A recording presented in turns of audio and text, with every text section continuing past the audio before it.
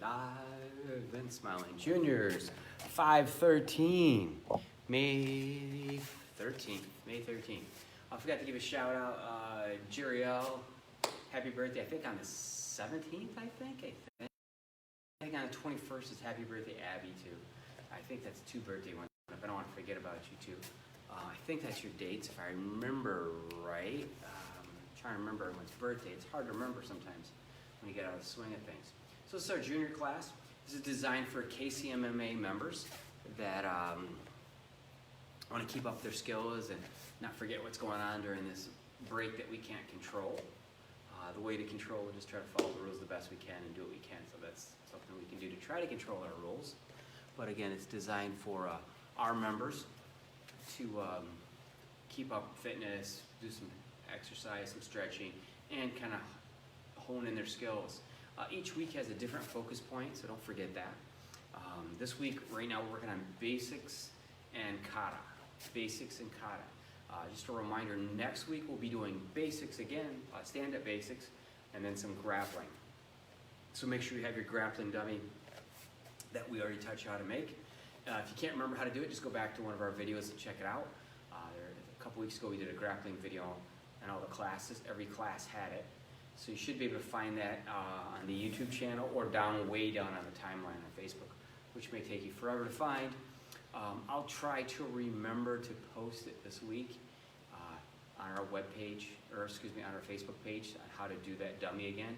Simple things to do to make it. It takes like 5 to 8 minutes to make it. You need a pillow, a hoodie, a beach towel, a few rubber bands, and preferably a gi top and a belt because it holds it together better. And it takes about 5 minutes to do it. I will post on how to make that grappling dummy. It's real easy to do. I will do it this week coming up just to remind everybody and say, hey, don't forget it's basics and grappling next week. Okay? That way you have a training partner to use. This week is basics. And we're going to talk about different of us, so it's important. Now the warm-ups here are designed to be just something to warm your body up. I'm not trying to kill you in this time span, okay? Literally, I'm not trying to make you and get out of shape and not be able to do the techniques. I'm trying to just get your body warmed up enough so you can stretch so you don't pull anything. If you're looking for a really hard warm-up, juniors, or a better workout for your cardiovascular, you should do the kickboxing MMA fitness class. You know, that's at 8 o'clock. I have to think what time it was at. It's at 8 o'clock, okay? Homework for junior students. Do your kata. Submit it to me by video / KCMMA and Team Highston, or submit it to others. This is how you get a chance to win some prizes. We gave out 3 cool prizes last week, and we've been doing it over and over for weeks and weeks, and each week it's a little different, so you never know what you're going to get. Make sure you get it in. All you got to do is have mom, yourself, brother, sister, videotape you and just submit it. It's that easy to do. Especially do it right from your phone. Bam, if you got an iPhone, it's cake. Android, I don't know how to do it on Android, but I imagine it can't be that hard going through Facebook on your video. All right, so make sure you get set up for that. So, any questions? I hope not. If you do, just send me a little thing in the inbox. Say, Sensei, I need to do this. All right. If you're working a weapon, do a weapon. That's fine too. Okay.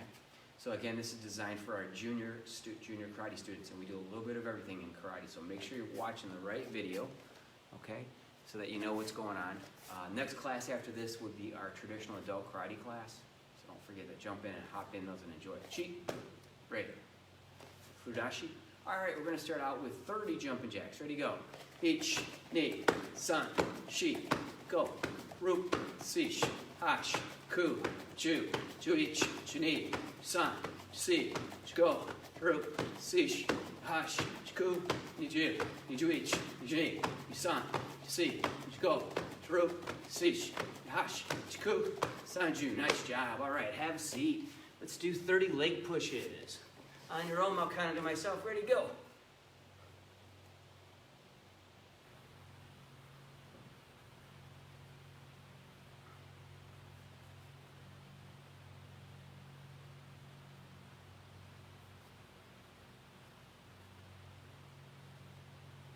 Nice job. All right. Give you a couple seconds. Sorry, get a little dry talking. All right, so next one, I'll give you a side angle here. I reach up, touch, and reach a little further. Touch my knee, a little further. Okay? Start doing those. I'll tell you when to stop. You can actually reach and then punch. Reach and then punch. Reach, punch. Reach, punch. All right, good enough. So next one, we're going to do a 45 drill. Everybody calls them different things. We call it 45 because it looks like, I'm going to give you an angle here. It looks like I'm reaching at a 45-degree angle with my hand from my body. Up and back. Back.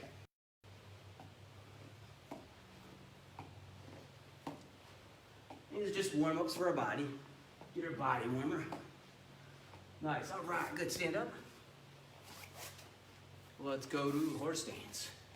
Bend those legs. Okay, we're going to do fast squats like this. Looks like you're riding a horse, doesn't it? Exactly. Have some fun with this. Remember, this is intended for our students. If you're watching and you don't like it, hey, don't tune in. That's how life is. No one forces you to do that. Okay? That's it. Let's just keep them in shape, keep them moving. Good job. All right, put your arms out. Keep you moving and grooving.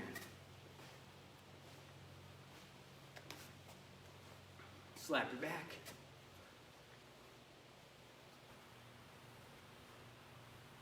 All right, hand over your head, side stretch. And other side. Okay, a little different. We probably haven't done this stretch in a while.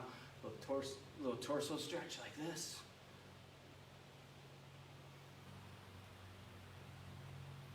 Stretch out your lower back, some of your upper body too.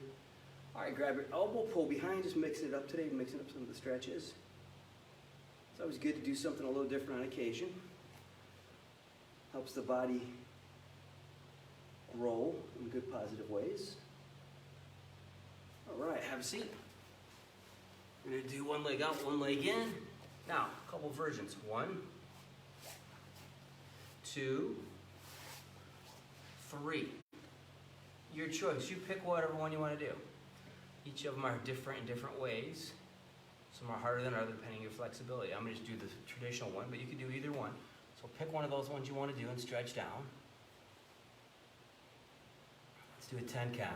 Each, ni, san, shi, go, rok, sish, hash, ku. Nice. Switch legs. Stretch down. Remember, 1, 2, of course, stretch down, or 3, cross over like this, and then stretch down. Your choice. Everybody's different, what they like to do. You figure out which one feels the best for you and work it. As you guys know, Sensei Gugino likes to flip the leg back. Everybody's different, what they like to do on the stretches, okay? 11 to 20, Juichi, Juni, Jusan, Jusi, Jugo, Taruku, Sishi, Bahashi, Juku, Niju. Nice. Butterfly. Now the key to this is keeping your feet somewhat close and then try to push your knees down. You can either push with your elbows, push with your hands.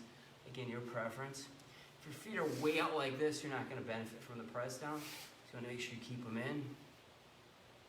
Let's go 30 to 40.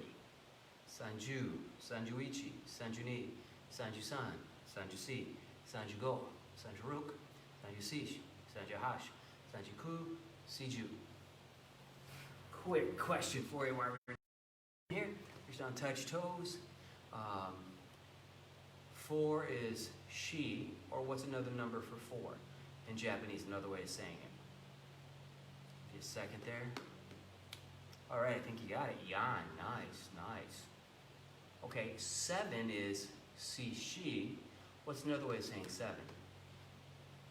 Nana, very good. Sometimes ku or q are 9. So a little spin on how to say that too, depending where you use it when you're counting. Okay, so don't forget this. You might hear somebody say it a little different. It's depending when they learned how to count in Japanese. Okay. Touch those toes, right? Or for instance, say you're talking about like 4th rank under a black belt. You don't say Shikyu, you say Yankyu, okay? Get the idea? Yes, you understand, I think, yeah. Okay, and that's the reason for that. It just sounds easier for them because then if too many sounds blend together, nobody understands what they're saying, so it's important. All right, so we're gonna do some basic first, and then we'll talk about kata basics too. A lot of basics we forget are simple and so important because they make a good foundation in martial arts. You know, a lot of people say, oh, I want to do the spin kick, but they can't even do a good side kick. If you can't do a good side kick, are you going to be able to do a good spinning side kick? Probably not. You build your house or a skyscraper with twigs on the bottom. Get some weight, collapses, falls over. They have a good, strong foundation. Concrete, rebar, metal in there, everything mixed together to make it strong. That's a good base. Then you can keep going up. Same idea with martial arts. You have to have a good base. You know, you can't come in one day and expect, hey, I've been practicing kicks at this level right here. Since I've been doing kicks right this level. And expect to kick up here. It just doesn't happen overnight like that. The skill takes, you have to practice up that high. Quick little history for you guys and girls. Bruce Lee actually learned how to kick higher from Chuck Norris. You're gonna say, no way. What happened was, Bruce Lee was doing kicks, and Chuck Norris happened to be in the same area for a fight sequence and stuff. And Bruce Lee said, hey, I kick low all the time. Chuck Norris said, I kick high. I kick somebody in the head with so much power. It's just how you train. Then all of a sudden, Bruce Lee started kicking a lot higher. He realized that if he trained hard enough, that kick up that high was devastating. Okay? So a lot of times it's understanding we do things differently in martial arts. And it's not always saying, oh, that's stupid. People do things that doesn't always make the same sense to us because our mind is not open. We sometimes get a closed mind in society and life, and that's important to have an open-minded. As you guys know in our classes here, we've had people from Japan come here and actually help class. We've had people from California, you know, Tennessee, North Carolina come in and actually worked teaching classes. Florida, too, you know, some of the guys came in and worked classes with you guys. And it's because I wanted them to give you another perspective to show you, of course I trusted them too, to show you that there's other ways of doing things and that are acceptable and they're strong because they've dedicated themselves to perfecting them. So something you do over and over, it's important to do it correctly, but over and over and over. That way it becomes second nature. So we're going to talk about, this is an easy kick, but no, we don't practice it often. When you throw somebody down in self-defense, grappling, karate, you know, it's important to have a good stomping kick. The leg comes up, stomps down. Now, it looks like I hit the floor hard. I didn't touch the floor really. My foot's hovering like a 1/4 inch off the floor. My heel is the impact. It's called a stomping down heel kick. Fumakomi Geri Kiyage. It's a basic kick. It's super easy to do, but nobody practices it. It comes up, down, back up, and then where I want to put it. So it comes up, down, back up. Side angle, up, and back. Up, and back. So keep practicing that a few times, everybody. Keep going on that. So stomping down heel kick. Fumakomi Geri Kiyage. Make sure you do it a couple more times. Now try the other leg too. So you come up and down. Give you a side angle. Up and down. Up and down. Nice. Do it a couple more times, everybody. All right, keep it going. Do it a couple more times.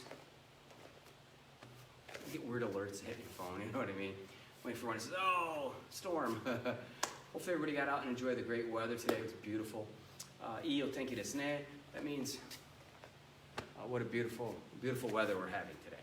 Hopefully your area was beautiful too. Okay. Or good weather, or very nice weather, depending how you want to look up and say. Okay. So next thing, that was a basic kick that we don't cover very often. Another thing we don't do a lot, you don't think about it, and it helps make good foundation, slow punching. So I'm going to get into a horse stance here. This is why you stand in a horse stance. You want to know why? It makes your legs burn, okay? Plus, it lets me know if you're keeping what I want straight, okay?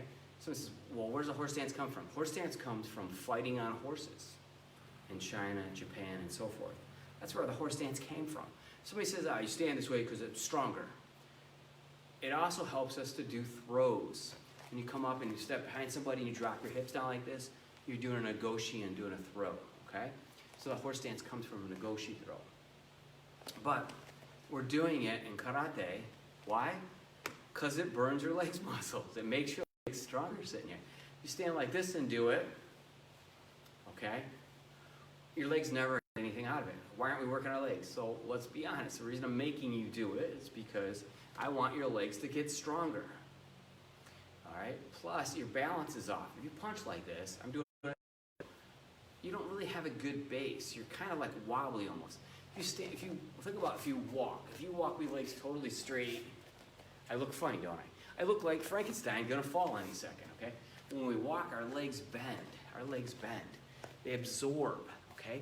Same thing in martial arts. You want certain times to bend and straighten. But you don't want to be totally straight the whole time you do everything.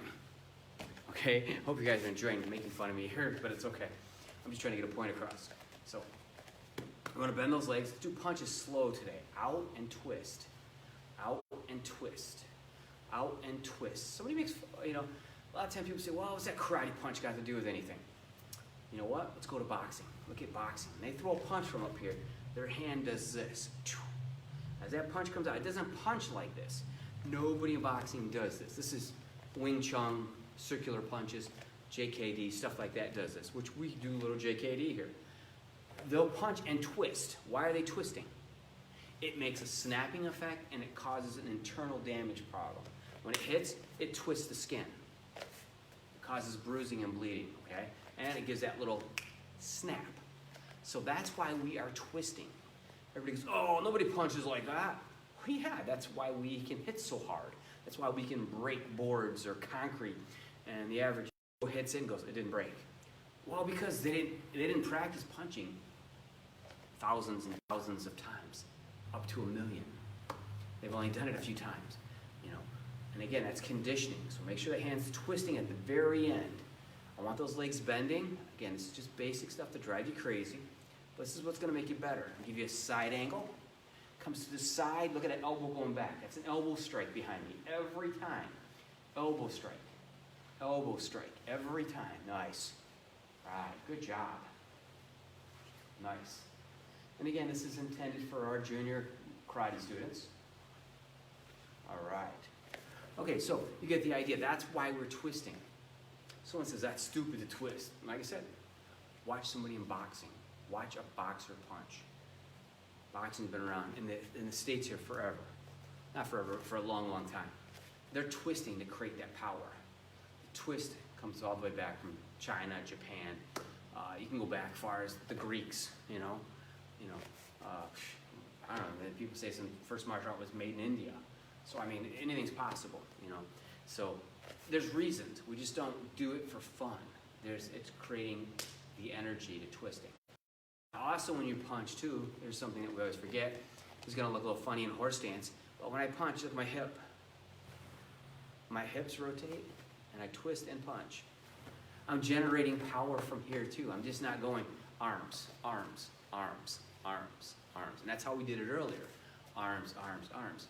You want to utilize your whole body as a unit. It doesn't make sense to pick up, let's say, something in life, okay, there's a 100-pound weight on the ground.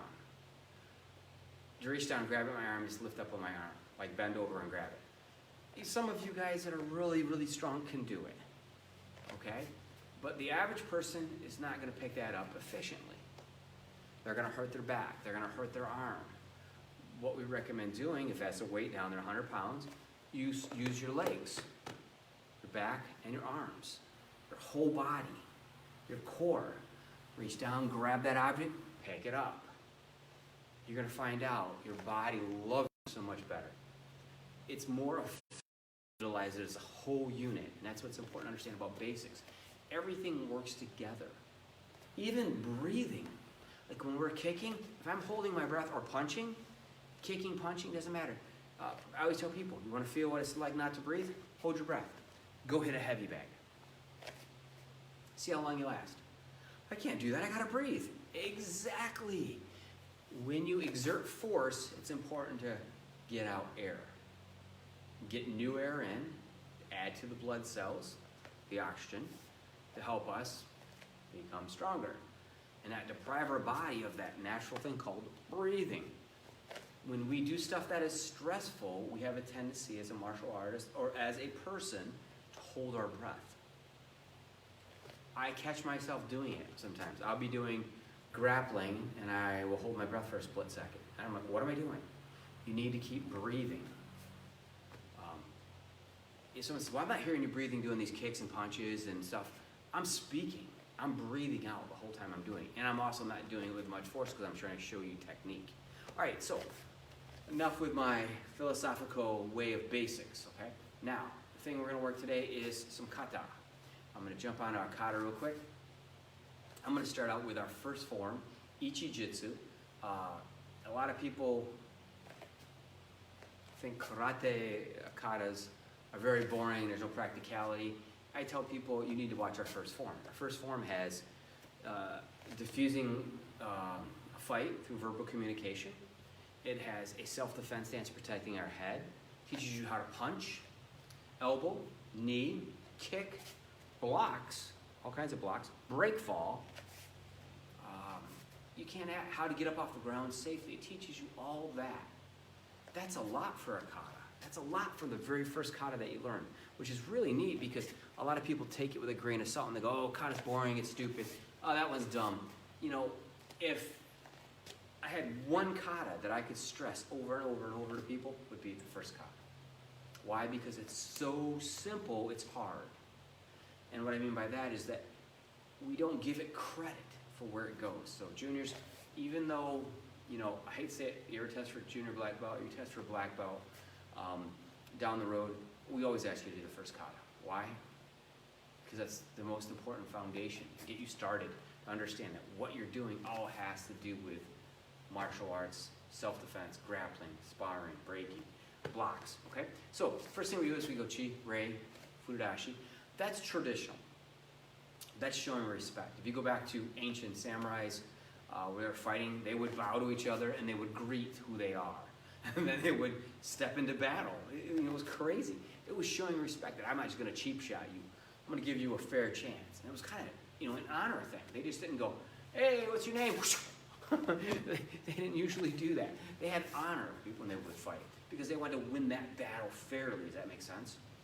Instead of just like running up behind somebody and punching them in the back of the head. Yeah. Or you see those dumb videos where people running around the street just walking up punching people in the face. Man, I would have a hard time if he didn't knock me out, if it happened.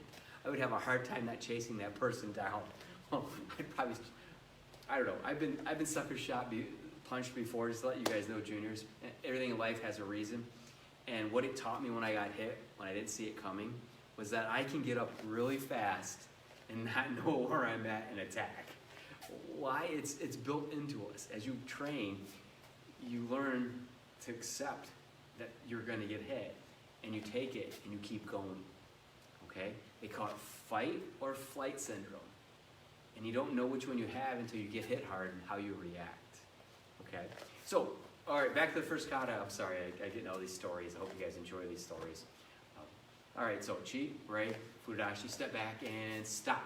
I don't want to fight. I don't know what I did to you. I'm trying to diffuse a situation. Hands are where? In front of my face. Most people on the street are going to come at your head. Okay? And then, yeah, that pumps me up. Hands open up again. I still want to look past it. That was just the ki part with the hands closed was just to pump me up, to give me that extra drive. Okay? So then I'm going to go 1, 2, 3, 4, 5, 6, 7, 8. Now, real quick, I'm going to stop. What's the first thing we did? Step back, put our hands up. Did we hit this person? No. Why are we stepping back? They just came up and gave us a huge shove. So we step back and say, stop. All right? And our hands come up to defend ourselves. So that's important to remember that we're doing that for defense. And then next thing we do, obviously, try to diffuse the situation with verbal communication, which is so important. And then after that, we're blocking, right? So we're not hitting that person. So that's why when they say, what is karate? You know, it's empty hands, it's self-defense. You know, our system's Goshin-Do, basically, which means the way of self-defense, okay? So I'm teaching you people, especially our students here mainly, is that we're not attacking first, okay? We don't, that's called a fight. We teach to have you prepare for self-defense, okay? If someone says, hey, let's go outside and fight, that's not self-defense. you're agreeing to go out there and fight. Don't forget that, okay? You gotta understand the difference in that. So that first thing, we're stepping back, getting those hands up. Getting those hands up in front of my face. Stop, I'm too angry to talk about this, okay? Or stop, I don't wanna fight, I don't know what I did to you. And we're getting pumped up, getting our hands ready, and the first thing is blocks. These are blocks, okay? Different level blocks. Those are jab blocks, hook punches, body shots, or roundhouse kicks to the body, okay? Now we've blocked. Now obviously you don't want them to throw all those techniques at you. You might want to go, okay, 1, 2, okay? 1, 2, okay? 1, 2, okay? You want to diffuse it or interrupt it, okay? So that's part of something we understand. That we don't want to sit there and let them throw multiple things. We want to try to interrupt, okay? So if we're interrupting with one of those moves, okay? So that's something I want you to think about and work on. Remember, the homework is do your kata. Send it in to us at KCMMA Team Highstein. This is for members. Or send it in Norm Yonkers. I'm glad you guys enjoyed our little talk and some of my crazy stories. Hopefully you got something out of this. And remember, guys and girls, we'll see you back here. I miss you a lot. I can't wait to see your smiling faces, sweating on the floor, enjoying yourself. And of course, don't forget, we got central air. You guys always know that. So I spoil you guys and girls, okay? Cheat, right? Thank you for tuning in. I miss everybody. Jamata.